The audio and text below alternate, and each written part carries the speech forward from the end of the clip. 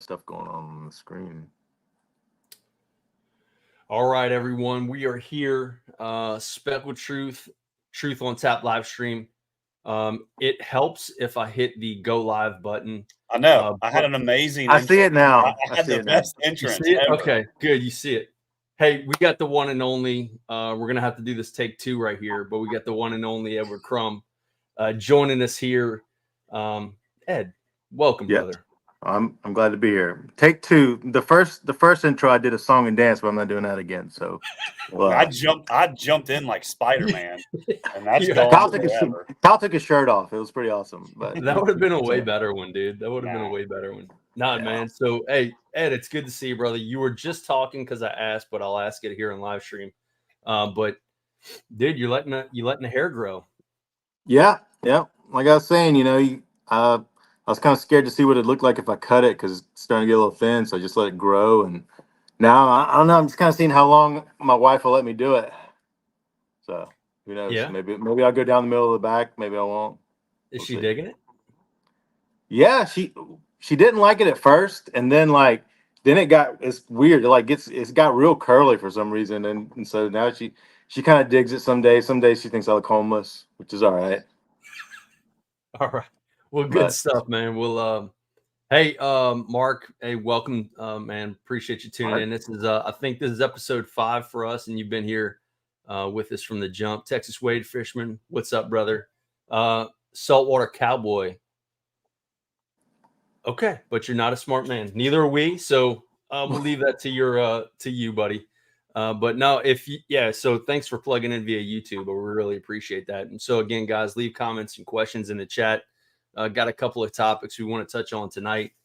We had a really good conversation last week, Kyle, and so we want to kind of dovetail some of those topics into this. Okay, good stuff, Saltwater Cowboy. George Patron, appreciate you, man. YouTube popping on there. Mark, hey, thumbs up if you can for me. Don over there in Facebook land to make sure that it's good. So Don, Ryan, appreciate you guys. All right, so wanted to touch on a couple of things that we were kind of getting into. We simply ran out of time last. Actually, before we get into that, Ed, since you were kind of like the silent pillar of Speckled Truth, man, for those folks that may or may not be familiar with us or with you, Kyle and I talk about you all the time. And so introduce yourself to the Speckled Truth community because I don't think a lot of people know kind of what you do for us and kind of for them. And so if you can just kind of give them a little bit of a backstory about yourself and all that stuff. okay. Well, I'm Edward Crumb. I'm the only non-captain crew member, so kind of inside joke there. Everybody's name tags has captain something in their name, and mine just says Ed, to where I look like a freaking car mechanic name tag. But yeah, like I kind of came in just working behind the scenes, doing things with merchandise.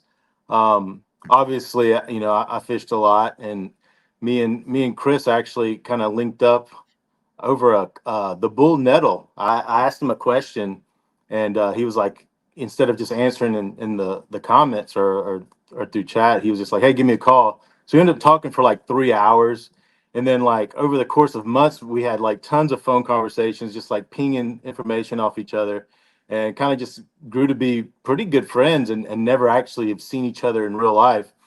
And then he was like, "Hey, why don't you link up with Kyle?" And all thing I knew about Kyle was the bull nettle, and his profile picture in the bull nettle made him look. I thought it was like an accountant or something. He was wearing like a button up. I don't know, looked like a bow tie or something. So when he was like, "Hey, why don't you link up and fish with them?" I was like, "I'm not fishing with this guy. This guy looks like I don't know." But we ended up meeting, and of course, Kyle, he's a pretty scrutinizing fella, so he didn't trust me right off the bat and took me fishing in like the worst place you could. Like we cruised in a skiff on front or along Biloxi Beach, fishing like piers in like 30 mile an hour winds. It was freaking cold as hell. We didn't catch anything, and I was like, this guy is terrible at fishing. I was like, this guy is the worst. But he was really just kind of vetting me. And we ended up now, Kyle's one of my best friends. Talk to him all the time. And but yeah, I do a lot of the merchandise, help with the branding, and obviously, fishing and getting a lot of information out there of things that have worked for me. And I'm an engineer by trade, so I kind of tend to overthink a lot of things. So whenever I try something out, I basically, I kind of tinker with it and kind of think outside the box, and so that's kind of helped with my approach to fishing, and which is culminated into the fisherman I am today, which is just to keep everything as simple as humanly possible. So I'd say it was a long journey, and I've really enjoyed, you know, just kind of forming a brotherhood with Chris and Kyle, and like I said, we've just developed a relationship that's going to last for the rest of our lives, and it's just been a lot of fun meeting the community and promoting good virtue with fishing. That's kind of what it's all about. It's just, being honorable, being a good sportsman, pursuing with passion, and just kind of chasing your goals and doing it and being a decent human being at the same time. So that's kind of my spill. Thank you, Sam Davis, for that. Appreciate it. Ed, can you see that? Sam, that double E Jesus thing going on. yeah. So we've been watching The Chosen on Netflix, and Ashlyn Yeah, was of like, course. "You could definitely play," because I'm sort of ethnically ambiguous. She's like, "You could totally play Jesus." I was like, "I could play Jesus." I was like, "I'm gonna if they need like a stunt devil, I'm going for it." That's So, awesome. yeah. No, Sam Davis. Hey, brother. It's good to see you, man. What's up, Sam? Yeah, Love you, Rainbow man. Sprinkle. Sticks HD, man. Man, it's been a long time since YouTube. Daniel here on the Texas coast. Appreciate you, brother. For the record, I did sell my solo skiff. We'll get into that sideways. Anyway, all right. So I'll kind of capstone everything you just said, Ed, mainly because it's really monumental. I know folks are probably like, okay, we got 3 people here, but you don't understand. Like for us 3 to actually get together kind of in the same space, if you will, is really, really difficult. Yeah. And we each equally have like equal parts to kind of Speckled Truth, right? And so I think it goes without saying, obviously, you guys are an enormous part of that. And I think a lot of people don't always see that. And so when we can get together, it's even better for us. And the last thing you said, Ed, which was, yeah, it's kind of a virtuous endeavor, mainly because, again, dude, through all like really when we started Speckled Truth, it was about bringing kind of like the purity back into fishing through like trout fishing and doing it in a pretty non-commercialized way, if you will, right? Where it's not like, hey, I caught him on a Penn Battle 3000 and we used X, Y, and Z. No, dude, we just are spreading the truth of kind of what works for us, what we're seeing, and then kind of having an unbiased approach and then just kind of keeping it real, So I don't know, Kyle, you got anything to add on that? I just wanted to add that Ed was talking about designing all the stuff for Speckled Truth. Just so all of y'all out there know, every piece of apparel, anything with Speckled Truth on it, Ed designed it. I think that's important for people to know. The hats, the shirts, the boga, everything. Like he that's all him, dude. That's all Ed, and that's pretty awesome that he's done all that. He's done a lot more than that, but Yeah. that is really cool. That a lot of people don't know that he has designed all of that stuff. So. And when we do the Biloxi Boat Show, your house is the hub for getting together. Oh, yeah. And so Yeah, as you can see, he lives in a mansion, by the way. We have a lot of kids. All right, I have fancy boats. 4 kids, Yeah, and and we have to he's fit got them in he's here. got hardwood floors on his ceiling that he polishes. It's the weirdest thing I've ever seen, but it's beautiful. That's cool, man. Chris McKinley, what's up, brother? Adam, Ethan, Corey Hudson, man. Good to see you, buddy. Good to see you, George. Anyway, all right, guys. So let's get straight into it. We kind of touched on last week, or we're getting ready to touch on last week, really about big trout mindset. And so before, we kind of get into it, for you guys, really, when was the shift to when you went from targeting kind of, the kind of run of the mill speckled trout to then shifting gears and then shifting that mindset? And do you think there is a separate mindset that you have to have when targeting big fish? And if so, what is that? Yeah, I mean, I guess I'll go first since the way the little screens are. I'll go me, and then Ed can go. But I'm going to try and keep it short tonight because I want Ed to talk more than me. That's going to be hard. But I've said this a bunch, and I believe I said it on our podcast, probably both of the podcasts, probably every podcast I've done, is I just got tired of chasing, trout just for numbers. It got old after a while, and like I said on all the podcasts, I never really just got lucky and caught a 5 pound trout with a bunch of schoolies or anything. The first, which is it's kind of cool now that I look back at it. The first 5 pound trout that I caught, I caught it on purpose, and that to me kind of is worth it. But I was chasing big trout when I caught my first 5 pounder, and that was my first like benchmark was to get a 5 pounder. And the first thing I did was send Chris a picture, and but yeah, I definitely just got tired of chasing numbers, and I was looking for a little more of a challenge.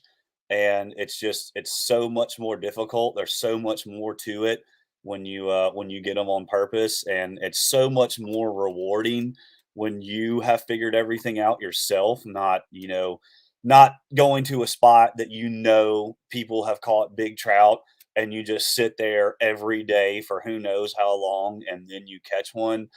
That's not really super rewarding to me. It's more of you figured out the patterns, you figured out what lure to throw, when to throw it, and you understood why you caught that fish when you caught it. And that's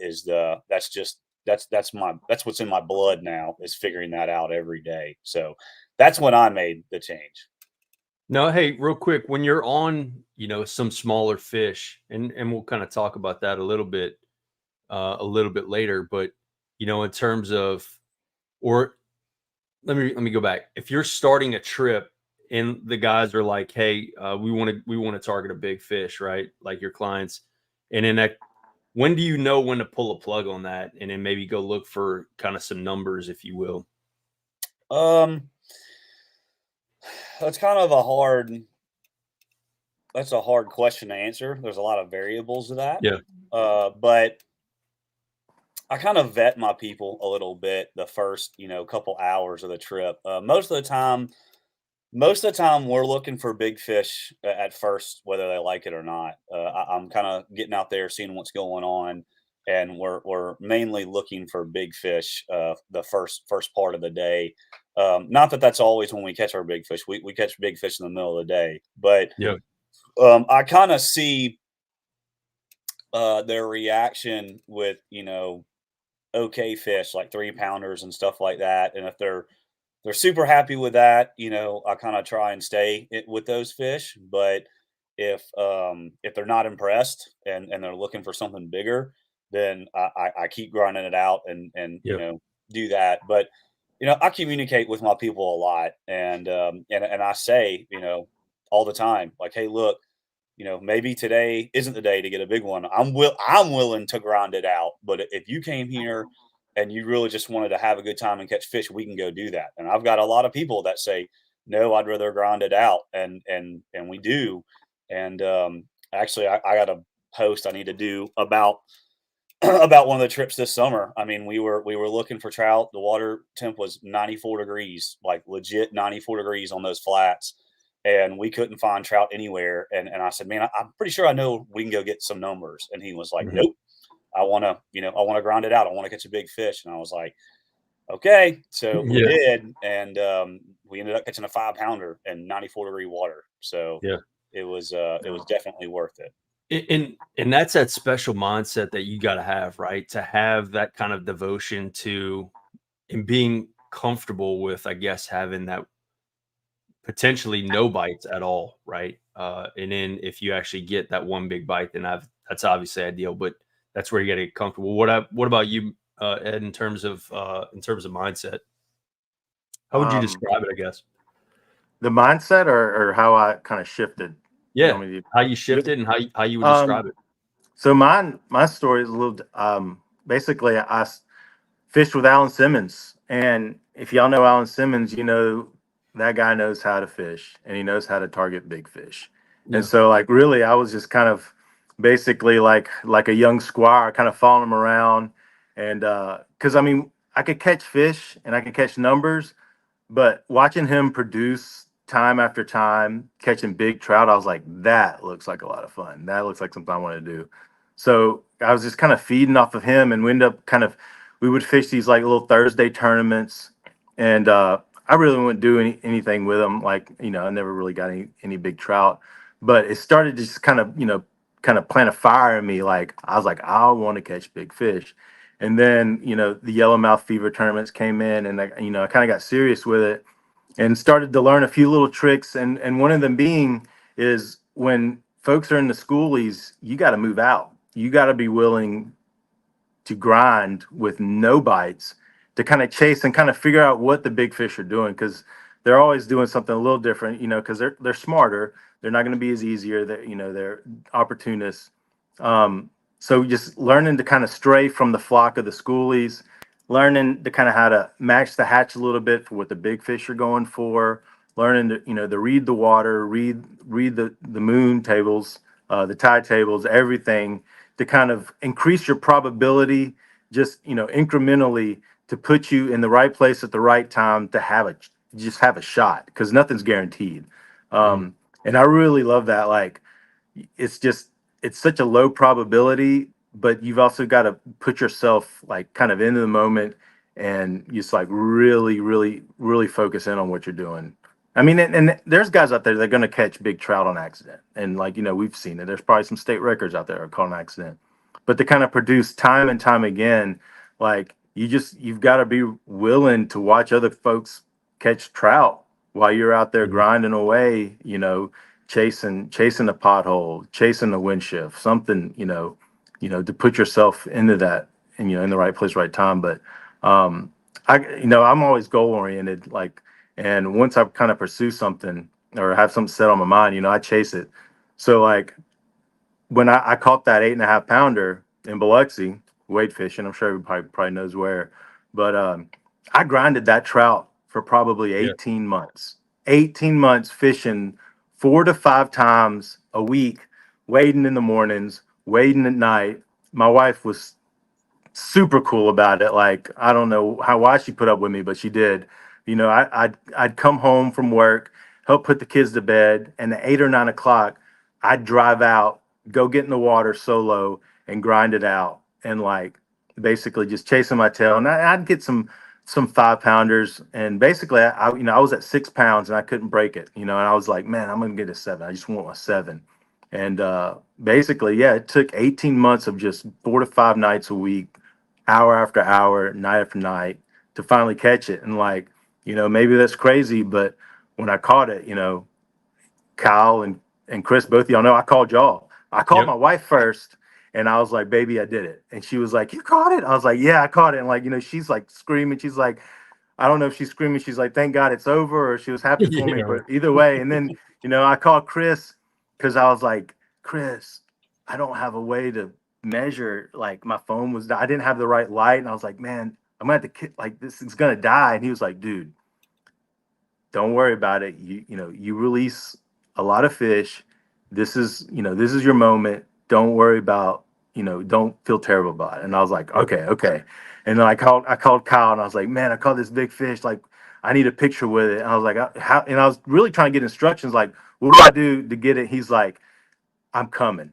He got out of bed. He's like, meet me here. I was like, meet you there. I don't know where to put this trout. So I ended up putting the trout in my waders because there's a couple of fishermen out there, and I didn't want anyone to see it. So I'm like, all right, what do I do? What do I do? So I slapped the fish in my waders. I'm walking out, and this guy was like, hey, any luck tonight? I'm like, nah, man, it's pretty slow. I got this fish flopping in my waders. Yeah, I'm like, no, it's a pretty slow night. So I, get in my car, and I end up going to like this Shell station, buying a cooler, and trying to get some water in there, in vainly thinking I'm gonna keep this fish alive, knowing it's not. But anyway, I end up meeting Kyle somewhere, and like, tried to get a picture, and the fish is dead at that point. But like, I'm still on like cloud nine, and like just adrenaline's pumping. But it's hard to explain that feeling, and it's kind of weird to think, like, how could you, be so elated over a fish? Because if you just say it out loud, it's like, oh, it's just a fish. But I don't know. It's just so much more, because it just, like I say, that pursuit, and just like really chasing a goal and then finally hitting it, especially after, doing it for so long. I just I can't explain it. And like, I kind of, after catching it, it was enough to kind of feed me for, 6 months to a year. And then after that, kind of got the bug again. But then I had more kids. And so that kind of, I'm on a hiatus at the moment. So, but, Well, so you touched on a couple of things, man. And so I haven't told y'all a story about that 30 that I caught this past week. But you mentioned it, Ed, which was, hey man, sometimes it's luck. And in the post that I made, it was, really the luckiest like fish I've ever caught that should have never been caught. And I mean, y'all know how much I study, this game and all this stuff. And anyway, so I went that morning. The story goes is I went that morning. I went with the owner of Black Duck Skiff, Seth Gamble. We fished an area, just running that killifish. And so we were trying to get just to test kind of the limits of that little skiff, right? And so we fished a mid-morning major as prefrontal. I actually caught a lot of fish, man, that morning, and caught them on a really small little jerk bait. This actually X80 Junior. It's a little BFS mega bass. It's basically like a little trick darter, and so caught them real heavy on that, man. They wanted nothing but small baits and small profiles, and I threw the gambit, man. Softy and XLs, Fat Boys, Tails, Saltwater Assassins, all sorts of stuff, right? And just nothing, even bigger jerk baits. And so did really well. We hit a couple of other different areas, and then at about 11:30, the wind was really cranking out of the southeast. And so anyway, we picked up, and as we're picking up the skiff, he gets a call and basically is like, "Hey, I have a delivery," and the delivery guy that's supposed to receive it didn't show up. So I'm like, "Hey, bro, don't worry about it. I'll pick up the boat. You take care of that." He's talking, but before I got out of the boat, I took my rods and reels and my wade jacket, my wade box, and I put it all on a dock right there at the marina. And so I pick up the boat and everything else, and he's on the phone still. And I said, "Dude, look, follow me and we'll go wash the boat. That way you can get on the road." He's all right, cool. And so I hopped in the car, no problem. We drive, wash the boat, everything else.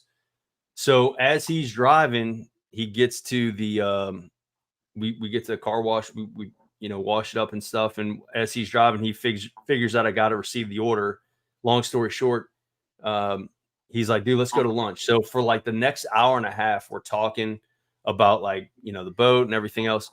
When I get back, they had a line of showers approaching, in a real heavy line of showers, and the wind was cranking as mentioned. And so when I got back in to drive back home to San Antonio, I looked in my passenger seat and all my rods and reels weren't there.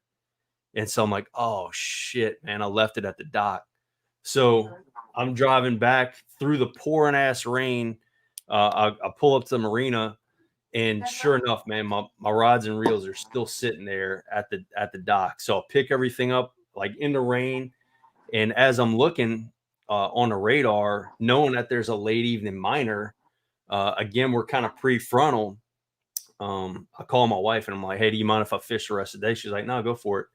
And so anyway, I made a little bit of a drive through the kind of rain. And what I noticed is as it was raining real hard, that wind just completely shut down. And so anyway, man, as I was driving home, I slipped into kind of one of my little walking areas, and about 30 minutes later, man, I caught her. So it would have never happened if I didn't lose my rods and reels, and that's just kind of the way it goes, man. So as much time and energy and effort you put into it, sometimes you just got to have the kind of chips in your favor and good fortune, and sometimes when you least expect it, man, it happens, and so that's my story. I'm sticking to it, and that's just how it goes. And so it's to your point, Ed. You just got to keep grinding. One of those nights, it just happens, And so I think that's the mindset, though, that we're kind of talking about holistically, is just that devotion, that understanding, that willingness to go that extra step, like staying through a rainstorm and like, "Hey, I'm gonna grind it out the rest of the day." I woke up at 2:30. I fished literally all day, and I just wanted to hit one more area and know that there was a minor coming in, all that stuff, right? But that's the mindset you have to have in order to target some of these big fish and eventually time in the water and good fortune will catch up with you. So anyway, thoughts? Yeah, that's awesome. What'd you catch that on again? I caught it on heavy dine. That's right. Yep. And so the first fish I had in that area swiped on a bait. I was throwing a 106X provoke, a jerk bait, and swiped on it, missed. And then about 5 casts later, I actually caught one on a back hook. Like it was basically back hook. So I know they weren't committing to a big bait. And then about 3 casts later, I had another one swipe on it. So I'm like, dude, let me downsize. And I did. I downsized. And yeah, man, about 3-4 casts later, she ate. So it's pretty crazy. So you downsized, or you were trying to slow it down a little bit? Because like, no, I was downsizing because this is the bait that they wanted that morning. Right? That's what they were keyed in on. That little. It's a 65. It's a 65 millimeter, and that's at heavy dine. And they're both 2 3/4 inches, right? They're real small profiles. Mm-hmm. Now, I like that heavy dime, man. I call it the saltwater blade bait, man. You just kind of rip it up, it kind of comes up real quick and it just sinks real, kind of pretty quickly, right? So getting back to last week's conversation, Kyle, sometimes when those fish are just kind of feeling some pressure and maybe hunkering down, or they're just not in that feed mode, just getting that reaction bite. And so when that bait's coming up and it's sinking pretty quickly, that's just something that just catches that flash and just all of a sudden they can eat, So anyway, that was my mindset before tying that bait on, was like, I'm just going to try to get a reaction bite out of one of these fish. And so anyway, it ended up being a big one. So hell yeah. Yeah, buddy. All right. So the next thing I want to talk about, and we kind of touched on a little bit, hey, when to stay and when to go, right? So you touched on it a little bit, Kyle. So, but what are some other factors that you kind of look at that allow you to stay or go, and for you making that determination? So, like I said in the beginning, I never got lucky and caught a 5-pounder bigger trout when I was just, fishing for numbers and fishing schoolies. So I have zero faith, and I mean zero, that I'm going to catch a big trout whenever I'm catching schoolies or I'm catching, smaller trout. And Chandelier's it's definitely its own world. I mean, Jay Watkins says trout water is trout water, and that's very true. When I talk to you, Chris, or I talk to Jay or Lowell or somebody over in Texas, well, I don't even know why I said Lowell because he doesn't even fish. But when I talk to people that are fishing in Texas, it's always the pattern's very, very similar to what I'm seeing way over here. It's crazy as that sounds. It is. And even like Josh Sutton in North Carolina, some of the patterns that he was seeing a couple weeks ago, me and him were talking, and I was seeing a lot of the same stuff over here. Just if you, and when I say that, I'm talking about we were fishing similar areas, like similar structure and water and all that stuff, but totally different, hundreds of miles away. But I've kind of learned, especially at Chandelier, there are a lot of big trout that kind of roam solo, but there's also a lot of schools of big trout that hang out together. And this year, I'd say, 2023, I'm talking, spring and summer and this past fall, all of our really nice trout have been caught with redfish. Like they are hanging out with schools of redfish about the same size, and that's kind of tough, especially when you've got really hardcore trout guys that do not want to catch redfish at all. And I'm sitting here like, look, we got to grind through these slots unless you actually see that trout swimming with them, which that just happened like 3 weeks ago. Like I got a video of it on my phone. There was about 40 redfish that swam up to the sandbar, and I threw out and hooked a slot red and held on to him and was screaming at my clients to come to me, and they're coming to me. And one of them goes, "Well, that one looks silver." I said, "Well, throw at it." And he throws at it, catches it, and it was a 5-pound trout. No So, shit, yeah. it's kind of hard to grind through, but yeah, I have absolutely no problem whatsoever if we're just catching a bunch of, especially if all those trout are like under 20 inches. I'm like, let's get the hell out of here. Like, I tell my people, look, if you want to stay and do this, if this is what you came for, and you want to catch a fish every cast, and get that thump or whatever, we can stay. But like, I'm ready to go when y'all are. I mean, like I said, I'm very I'm very into my people and doing whatever they want to do. It doesn't bother me one way or another. But I definitely like to leave those smaller trout bites and go and look for the bigger ones. And when I do, I find a lot of times that the really big trout are and this is just me, and it's just a theory for where I fish, but the bigger class trout are honed in on something different than the schoolies are. So you have the schoolies that, they might like this spring, the schoolies, if you found glass minnows, they were just schoolies were everywhere. But if you could find a school that there was glass minnows and finger mullet in the same area, it'd be all big trout. Like all of them would be 3 pounds or bigger.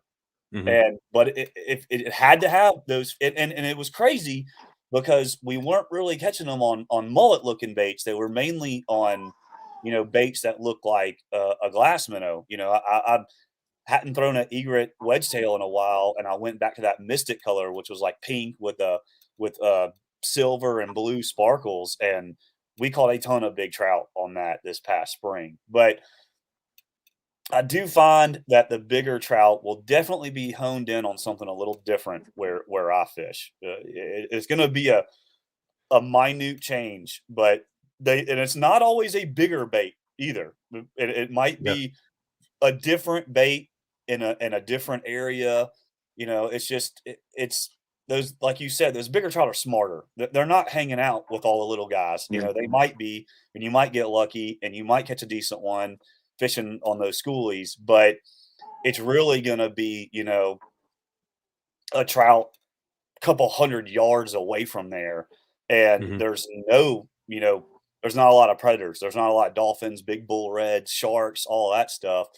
He's kind of honed in on, or she's kind of honed in on something different in a different area that she can, do her thing and still eat.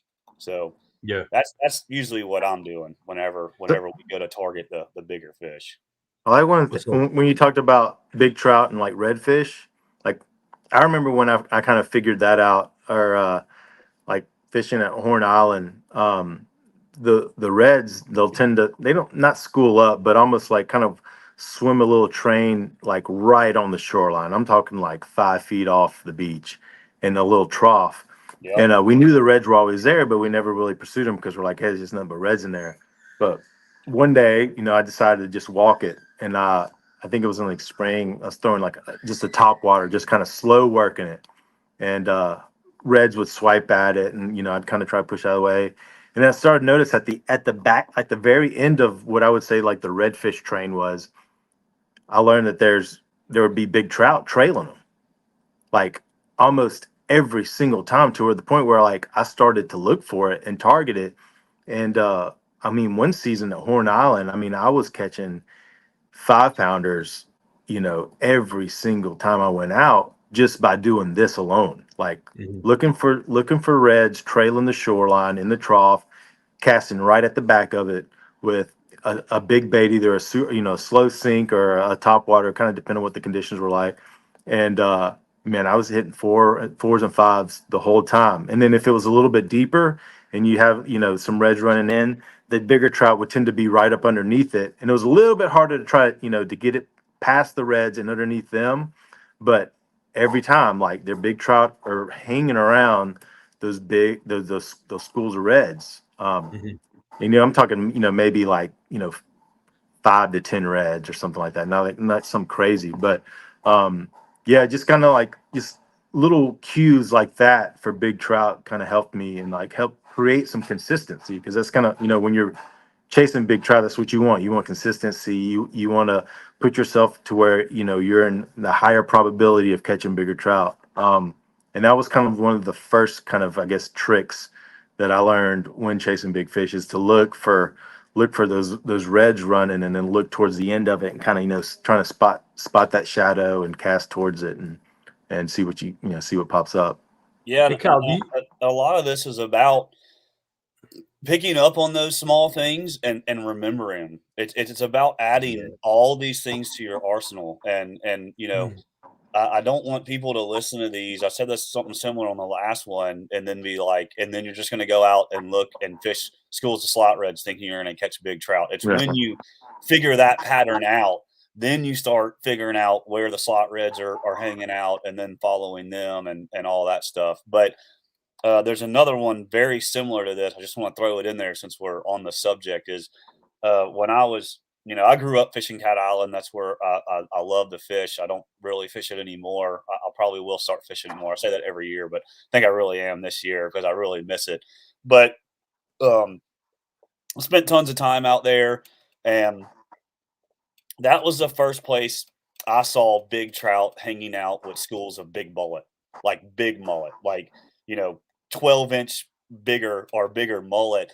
And I would see these schools of mullet and just one or two huge trout just swimming with them. And I could never get them to eat anything.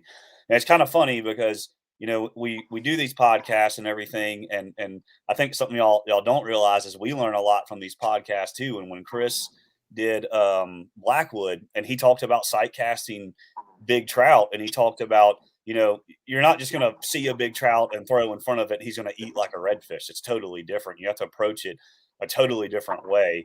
And it's extremely hard to do waiting. But with that being said, what I learned from that, I never caught a big trout when I would see them with those schools of mullet, but then I kept that in the back of my head.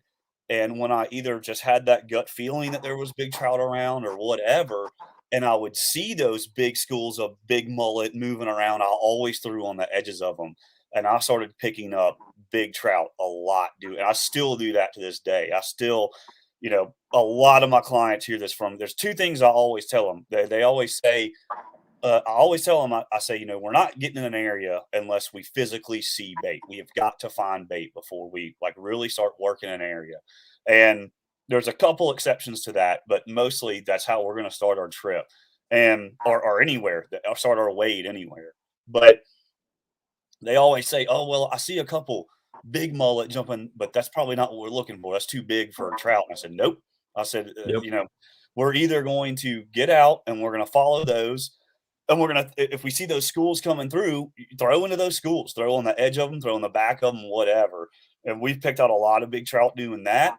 And then also when you're fishing flats and like you're fishing potholes, or you're just fishing small grass beds or whatever, and you see a big mullet either just jump out of the water or just kind of tail slap or something, I throw at that every freaking time.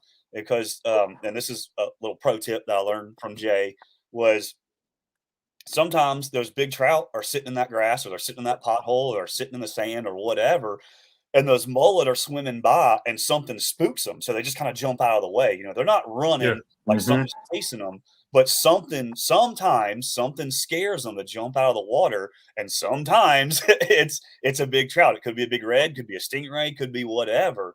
But I always throw at that. And like Ed keeps saying, it's just you're trying to put yourself in a better probability of catching a bigger trout. And it's learning all these little things and trying to remember all these things every trip, which is hard enough in itself.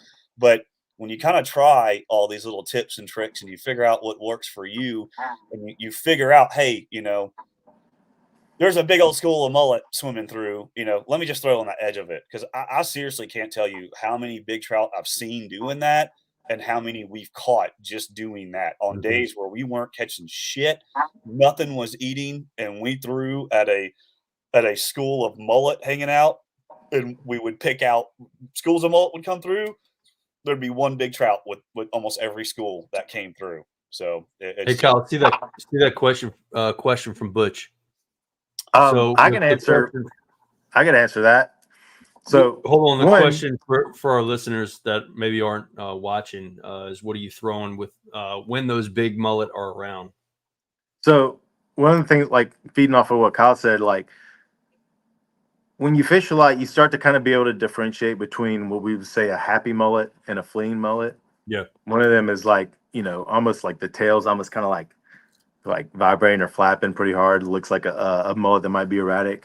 Or two, like, and really, I would say late spring and like in the fall, if I ever saw two mullet like jump and crisscross, like I'm casting straight towards it. I'm telling you, like I've done this before, and like it's like there's something No, there's I'm something laughing at that's that moving. comment because it is Yeah, extremely accurate. yeah, but that's funny.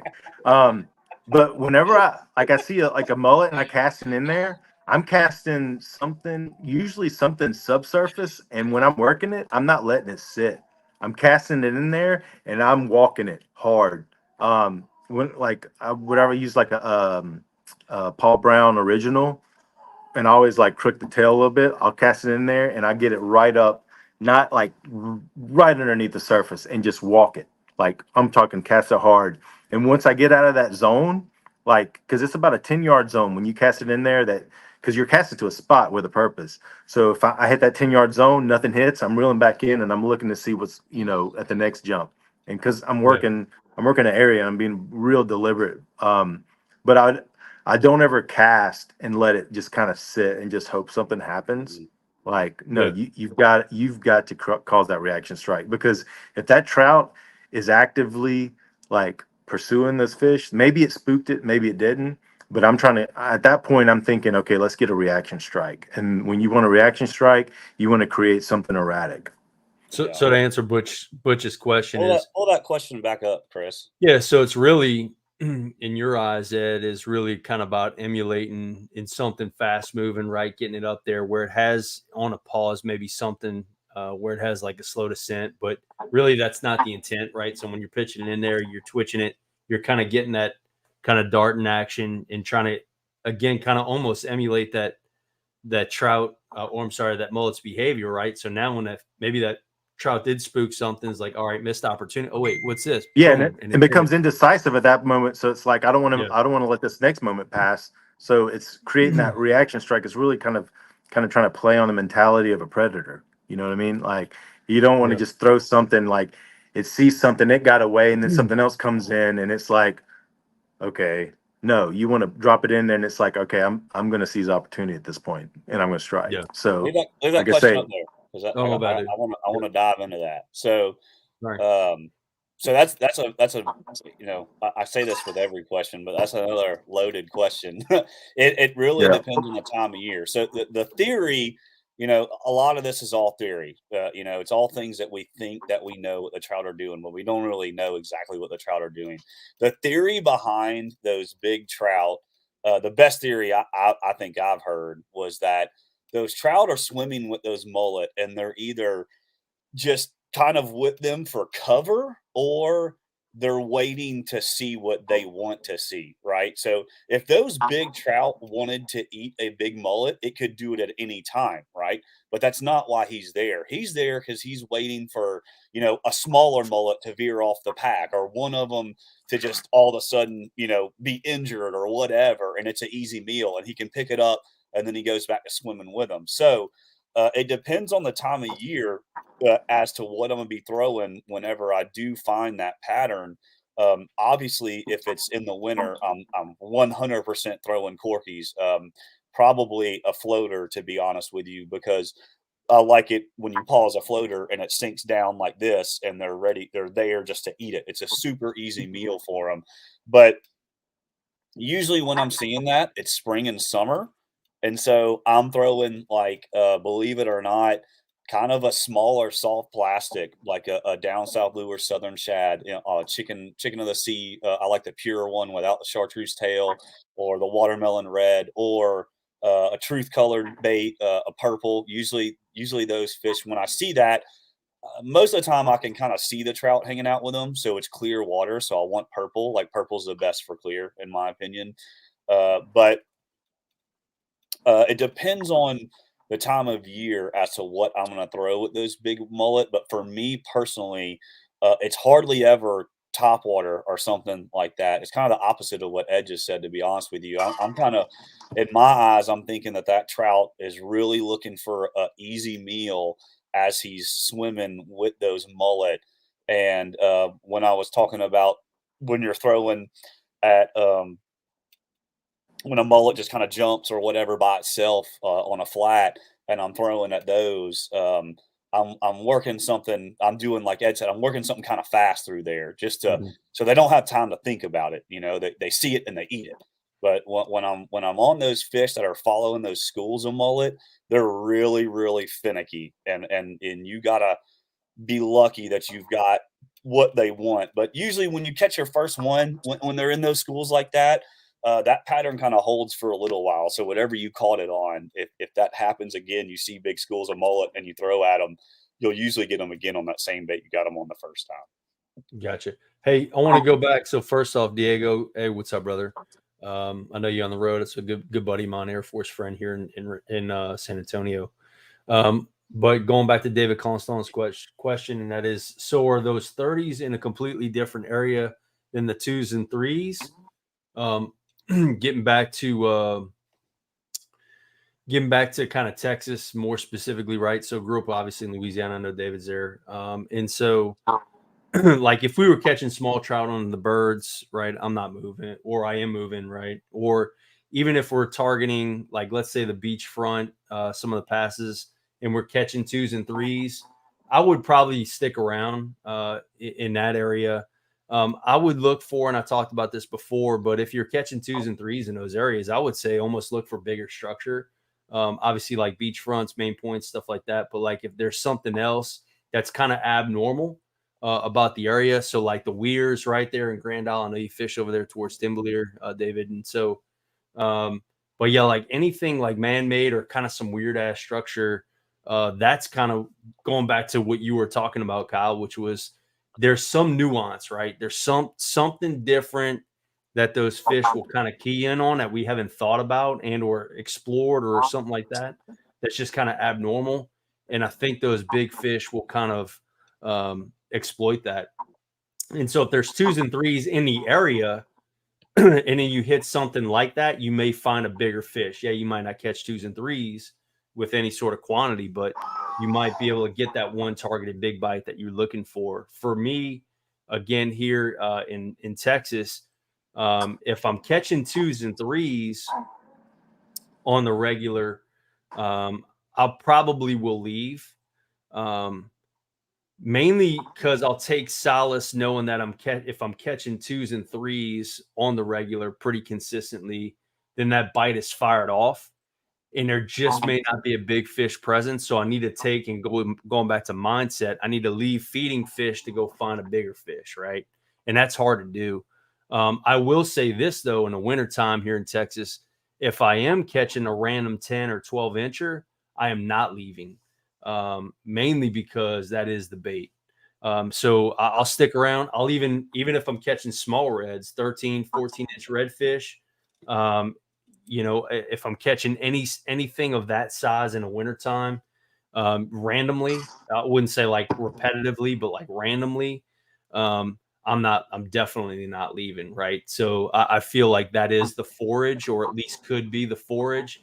And if you catch something big, it could be really big. So anyway, I'm gonna tell you right now. go for it. I'm gonna piggyback off of that, and you can take this to the bank. Big trout hang out with rat reds. If you are in an area that has rat reds, I promise you there's a big trout there somewhere. And what you're gonna find is when you start throwing something that you're not catching the rat reds there, but you know that they're there, you're probably throwing the right bait. And eventually you're gonna get a bite on a big. I fish a couple areas that are just rat red heaven. And other people know about these areas and they fish them and they go in there and they throw soft plastics and all they catch is rat reds and they leave. And I multiple times I've came in there with clients right after them and they've walked all through there, everything. And we go in there and we throw corkies and soft dines and double D's and all that. And we literally walk in their footsteps and catch studs right behind them. Yeah. And they'll even say, as they're, if I run into those people, which I normally don't fish areas that a lot of other people fish, but it's nothing but rat reds. I'm like, oh, man, I want to catch rat reds, lie to them or whatever. But that is, man, and if you really, if you've kind of caught a couple big fish here and there, and you really go back and think about it, probably at some point in that area you've caught rat reds in that area. I don't know what that correlation is, but they definitely hang out in spots where it's just absolutely loaded with rat reds. Do you think they're just kind of young and dumb, those little rat reds? I think so. I think that's part of it. I mean, there's a lot of them typically.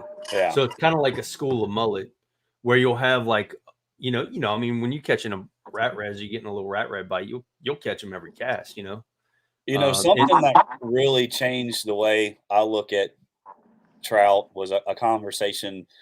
And I don't know if I talked about this on the last one. I know we talked about it on one of the podcasts we did, was when Lowell Odom was telling me about trout being more of a scavenger than we think. There's times that and I absolutely hate chasing birds. It's the number one thing I hate in this world, is chasing birds, that are under birds. And but there was times that I randomly caught some decent trout under some birds, and it was way behind the birds. If you threw in the birds, it was nothing but gaff top sail cats, like catfish. And then if you threw behind them, big trout were behind the gaff tops. So I think it's kind of those reds, those rat reds are in there just fired up, messing with everything. And normally in those spots where we catch the big trout, where the rat reds are, we do catch them on the bottom. Like if we're working a corky, we're letting it get all the way to the bottom, or we're using a soft dine so we can get to the bottom faster and work it on the bottom or whatever. So that's kind of my theory behind them hanging out with the rat reds. I think they're kind of scavenging and picking up scraps. I would agree there. I've never heard that about I heard it obviously in the podcast with Lowell, but that was pretty interesting concept, and it makes sense. I mean, I think that's the biggest thing about those big fish, man, is they've become so efficient. That's what's led to their survival, right? Is them being, intelligent and efficient. And so I think they've learned to kind of master their efficiency, i.e. using, tide, salooner, whatever the conditions are, they've kind of mastered from a predation perspective a little bit, right? To one, not become eaten, and then secondly, get an easy meal without expending a ton of calories and putting themselves at risk, right? And so I think there's something to that. And so, following gaff top that are just kind of milling around eating, they're like, man, this is like eating a bag of chips. This is too easy. But hey, Chris, you're not late to the party. Tanner, you are not late to the party in this conversation. And I want to get to Chris's question real quick, which is, I've heard big trout hang out over slot reds in Texas. Anybody else? Man, if you fished in Port Mansfield, I was just about to say, the best trip I've had in Mansfield, it was right in with some slot reds. If you're in slot reds, man, it's probably just a numbers game at that point, right? At some point, one of them is going to go from dots to spots, right? And so just keep grinding is what I would say, right? So to your question, I think, big trout definitely hang over slot reds. I do think, and I think there's higher potential for maybe a really large fish here in Texas if you do see some of those little rat reds mixed in, because again, I think that's now become forage, right? We've seen it with Matt Chipperfield in the Guana complex in Northeast Florida, where some of those big ass trout are eating redfish, right? And so I think there's definitely something to those big fish. Nothing's off limits for them and what they want to eat. So anyway. I do want to touch on, I don't know about you, Chris, but these slot reds that I do find these big trout hanging out with, slot red, that's a big range. That could be 18 to 30 inches. So I just want to touch on that. He did clarify over slot reds. Okay. Yeah. So go ahead. I'm when I'm talking these slot reds, these big trout that are hanging out with the slot reds, I'm talking about like not really smaller slots. Like I'm talking 20 to 24 inch redfish. That's really those redfish may be a little bit bigger, but anything like over a 26-inch redfish, like if it's a school of redfish that are like the smallest ones, 26 inches, I've never Yeah. really caught a bunch of big trout in those, but that's really a weird little magic number. And this is just me being as technical as I am. I'll start measuring a bunch of trout, a bunch of reds to see what Yeah. size they really are whenever we get in those little areas. But it's always like 20 to 24 inches, maybe a few a little over 24 inches. But those and it's gonna be crazy too, because you'll catch a couple of them slot reds, and then the trout that are hanging out with them are the trout that act like slot reds. You'll think you have another slot red until it gets close to you. If it does come up and shake its head, it comes up and shakes its head, and you're like, "Oh shit, that's a big ass trout," you know. Yeah. But I- that's but what I just wanted to clarify that for everybody. That when we're talking slot reds for this, I'm specifically talking 20 24 inch. What are you seeing, Chris? yeah, well, I would say the only anomaly to that would be like fishing the passes in Venice, right? Where you fish in, South Pass or, Baptiste Colette or something like that, or Pass Lutra, where you catch them, some of these big redfish on the jetties. Um, I've heard way too many stories of, I mean, bull red after bull red after bull red, and all of a sudden a 7-pounder, right? I mean, I think it's maybe to your a little bit of a gaff top theory where, again, you are kind of the lower end of the totem pole, but you're not bait, and so now you're kind of really in the forage realm where you're kind of picking up the scraps that these bull reds are probably, wreaking havoc and administering punishment on these jetties, right? And so I think again they've just gotten efficient, and they've gotten to a size where they can hang with these bull reds to where they're just not going to get eaten, right? So I think they're comfortable in their own skin in that capacity, right? So, but I think there's probably some nuance to, maybe South Carolina or, somewhere else that's probably something along those lines. I've just seen that, and heard that obviously in the Venice area. So, anyway. So with the overslots, And I'm talking about overslot, like 30, yeah, 35 no, inch dead. I used to not really think that, to be honest with you, because you know how many bull reds I catch a year. You know, Yeah. there becomes a time, and when I'm guiding from July till September, that's literally all we're chasing is bull reds, and we're chasing huge schools of bull reds. It's normally in a little bit deeper water, but it's kind of funny that you talk about that, because there was a video I did on one of my Instagram stories, and I was waiting to see if anybody was going to see it, and Peyton Harrison was the one who noticed it. There was a video that I posted in my story, and it's a school of big bull reds going crazy, and a huge trout just comes up in the frame, big black Oh, body. no shit. And Peyton, he messages me. He says, "Please tell me I'm not the only one that saw that big trout in there." And I was like, "You are so far." And he really Yeah. was. He's the only one that noticed it. But I did see that a few times this year. But normally when I'm chasing those big bull reds, it's in open water, deep water, like 20 foot or more most of the time.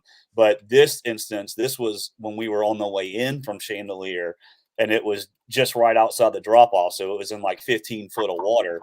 So that wasn't too far for that big trout to venture off. But me personally, I'm not going to target a big school of bull reds hoping to get a trout, because when you do hook one, you're tangled up with them for so long that you're not going to get a lot of shots at it, especially waiting. But I'm more going to look for those school of slot reds, and see if I can pick a big trout out of those school of slot reds, just because that's been so consistent for me. That's a good point. Yeah, and it's about eliminating unproductive things in your efforts. I'd say unproductive, less productive than what you're typically used to. I want to jump to the last topic, man. We're coming up on time, and so, and that was, when you come to a new area. I know you talked about it last week, Kyle, because I know what you're going to say, and that's bait. But when you're in a new area, how do you pick that apart? And so, Ed, kind of what's your thoughts, man? If you're kind of looking on a map and like, man, I think I want to fish this area, what are you looking for? And then if you're there, when do you decide to stay or pull a plug? So Kyle and I, we've done a lot of scouting, and like when we're first doing it, we'll kind of look at like Google Maps, and we'll look at areas that have there's some vegetation, there's some changes in contour, and then there's access to deep water, right? If we Yep. see those things, we're like, all right, let's give it a shot. And then we'll get there, and like really kind of depending on what time of year it is. So if it's in the spring, summer, we want to see bait. We've got to see bait. If we don't see Yep. bait, we're not going to waste our time trying to scout it. But in the wintertime, obviously things are different because if it's really cold, the fish can be bedded down.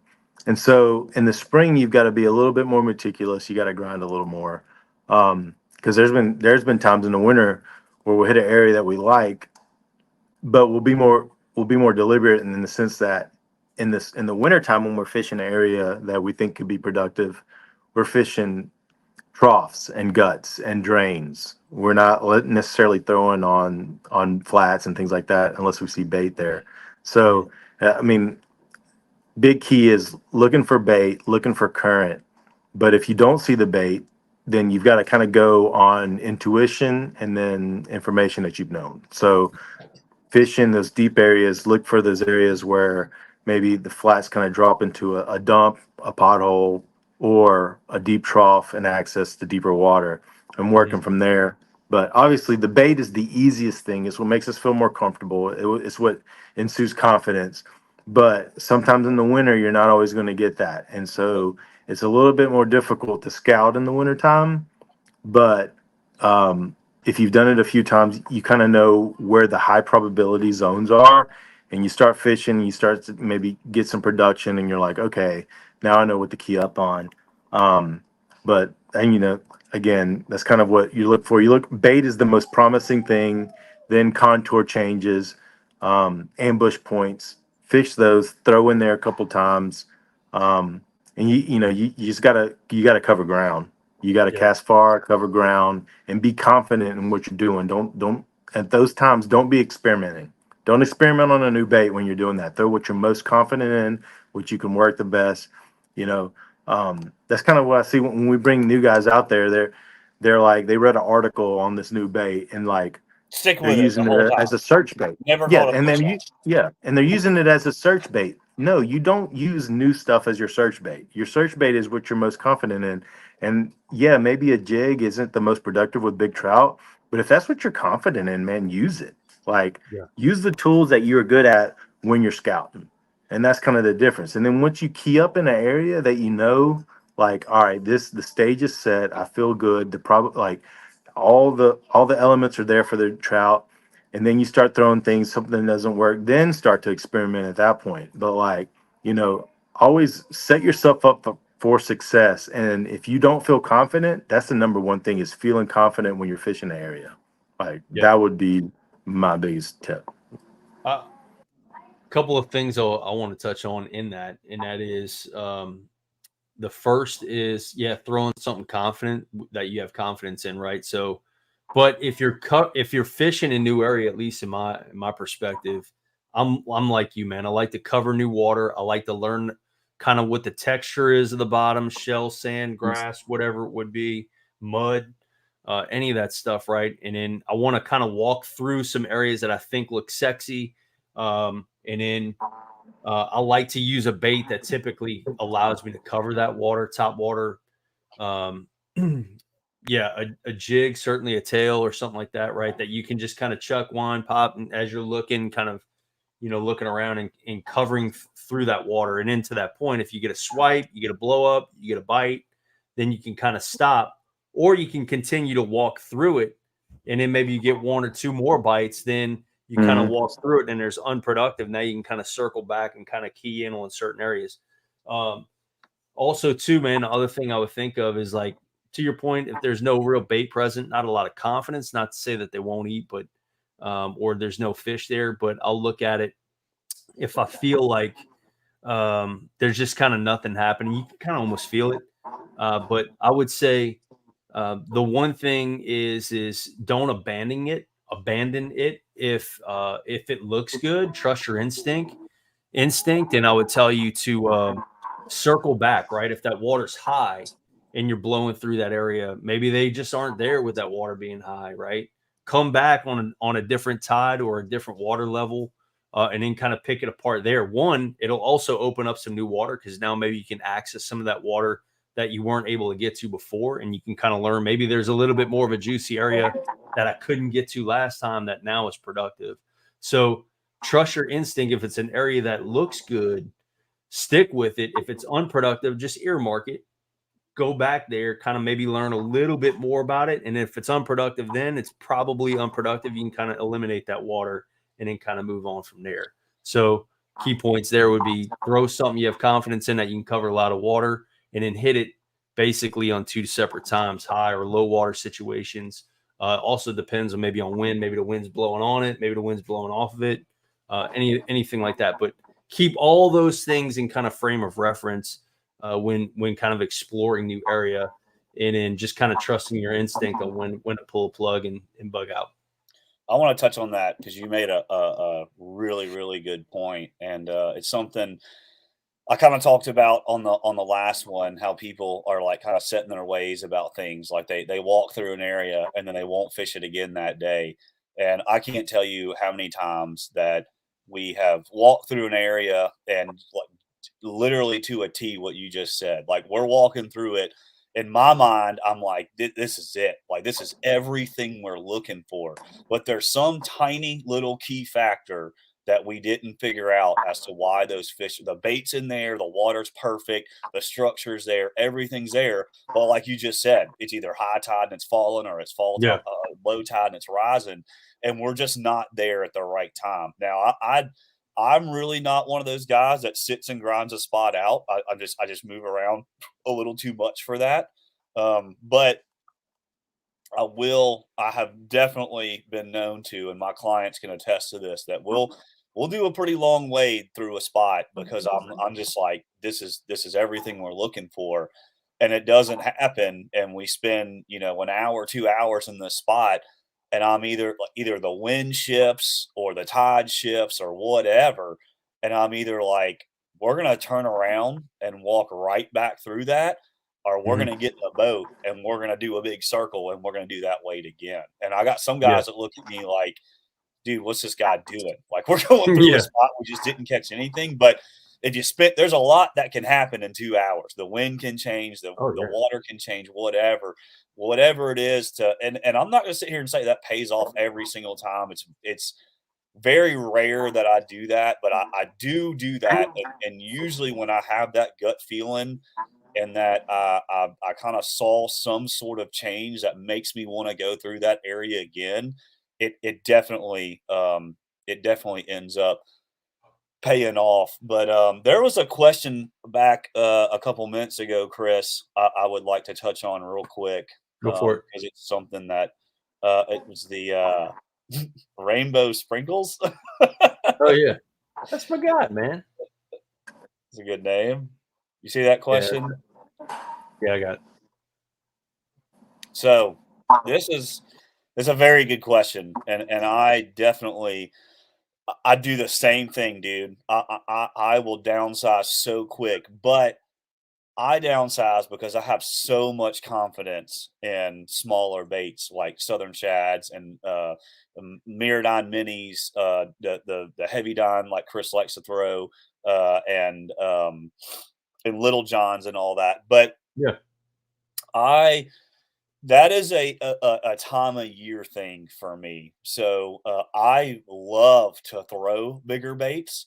That's I would rather throw a 5 inch or bigger bait before I throw a smaller bait, just because I'm just kind of one of those guys that I'm a real big believer in the bigger fish like to eat bigger fish. I mean, not all the time, but um, whenever I upsize or downsize, I do exactly what you said. I kind of start a little bit bigger and I go down smaller just to see if there's anything in that area. That's the only reason I'm doing that. Whether it's smaller trout or rat reds or whatever, I will go down to a little john just to see. That's my like confidence bait. But um, I like throwing bigger baits. When I'm pretty confident that the fish are chasing bigger baits, and B, whenever it gets real cold and there's not a lot of bait around. That's when I like to throw corkies and bigger swim baits and bigger soft plastics. Is when it starts to get cold and bait's a little more scarce. I feel like those fish, especially those bigger fish, when they do want to use that energy to feed, it's going to be on something a lot bigger, and that's when I'm gonna stick with a bigger bait or something, and not really throw a lot of smaller baits. So I like that question. So I wanted to touch on that. I appreciate that, Rainbow. His actual name is Eric. But no, that was, if I remember right, that was his gaming handle. Anyway, so Mine was Salty Snatcher. It was at first with Halo. It was Salty Vagina.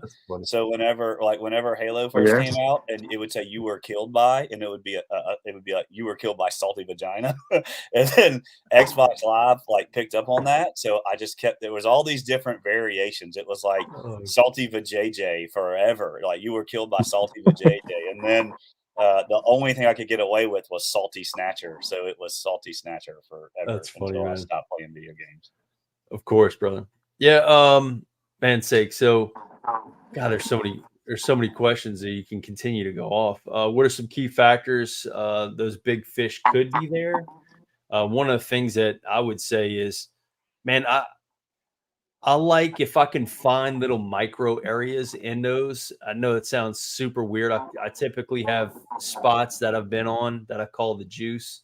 And every spot typically has like a little juicy area. If I can find that and it's been productive, I'll typically stay on that or at least hit it pretty good. So, some factors that would lead to that being productive, obviously, the presence of bait, but also my biggest thing is water level. I like, for me, there's just something I like about kind of like that, at least here in the Texas coast, right at like the thigh deep, or I call it nut deep, which is basically right when it's over your kneecap to right when it's touching your nuts. That's like the best like water level that I feel could be productive on those little micro areas that I call the juice, and that's what I target, man. So I like to see that, especially there's bait on it. I'll definitely hit that a lick, and that gives me a lot of confidence blowing through that area. That if I do get bit, it's going to be a real good one. So, And here's something pretty interesting. So, Chris really likes that skinnier water over there, and just a little context here for how everything's different everywhere. But I know, I saw that. That was great. yeah, that's funny. Every I never fish skinny water, man. And my theory is I never fish skinny water at Chandelier, hardly ever. And I have a lot of clients from Texas, and a lot of them run to that skinny water, and I let them go over there. And every once in a while, they might catch a decent trout in that skinnier water. But normally for me, it's always reds. But um, I like, waist deep or more, to be honest. I don't like fishing like armpit deep water, but Yeah, I do like waist deep water. So just a little context for everybody. But my theory as to why those fish are not, I promise y'all, I've spent a ton of time, and Ed can vouch because he was with me when I was first starting to figure out Chandelier, and we walked miles and miles and miles out there. There's plenty of miles you can walk, and we walked tons of miles in knee deep or shin deep water, and we never saw it or caught any big fish. And my theory out there is because of the birds. There yeah, are more birds at Chandelier than you can fathom. I mean, it is the pelicans, the freaking the seagulls, like everything. And when those pelicans out there get onto something, they will absolutely wipe out a massive school of fish. I wish some of my clients that were with me about 2 weeks ago were in here and could chime in on that. But we watched them just destroy a massive school of mullet in like 30 minutes. Like, we were just sitting there. I told them, I said, "There's no point in going over there because they're about to eat everything." It was hundreds of pelicans just diving, and every time they were getting fish. So I think that a lot of those bigger trout at Chandelier got really smart. They get smart early, and they know if they hang out in that shallow water, they're going to get picked up by a bird. Like, it's going to happen. So just a little context for y'all. That's something to kind of think about too. And if you've got an area that's a ton of birds like that, there might not be a lot of big fish skinnier. They might be hanging out a little bit deeper to where those birds can't see them. No, that's a good point, buddy. All right, so a couple quick shout outs, man. Captain Rihanna, hey, appreciate you. It's good to see you out there. Evan, hey, brother, appreciate you, man, from all the way down south. Saltwater Cowboy, nut depth is relative. I'm your standard 5'10" height, and so yeah, that's relative. So figure that out. But anyway, but yeah, now all these are good stuff, man. We're an hour and 15. I got to get on it, admittedly, but I'd like to wrap it up because again, man, we want to keep these things rolling and keep the content fresh without dragging on and on and on. But we have Ed, so we do have Ed. Well, now I got things working, so next I don't have week any is excuse anymore. Thanksgiving. The following week is when we would do our normally scheduled. I can't remember the date on that. I didn't get home in enough time to type it up. But in short, I had a court martial that I got pegged to do court martial duty as a juror again one more time for the Air Force. So that's taken me out of. So I appreciate everybody's flexibility, kind of moving it to tonight versus tomorrow night. But I really do appreciate it. I literally have been home for about 5 minutes before we plugged in here. So anyway, anything else, guys, that we touch on? Ed, it's good to see you, brother. Glad to be here. Yep. Where was that comment? Okay. Yeah, no worries. All right, guys. So, hey, we're going to wrap it up tonight. I know it's a little bit of a disjointed one. Appreciate everybody's engagement. If you can, man, dude, like and share if you can. And we're trying to grow the live stream and all that stuff, dude. So if we can continue to do that. I think one future episode, we need to go and kind of do maybe a little bit of a rundown of some of the stuff we have coming up in 2024 and kind of where we envision kind of, Speckled Truth and kind of where it's going and some of the things that we're going to come up with. I think that'd be a pretty cool episode. But until next time, guys, tight lines, God bless. And always remember, take what you need and release the rest. God bless. Take care.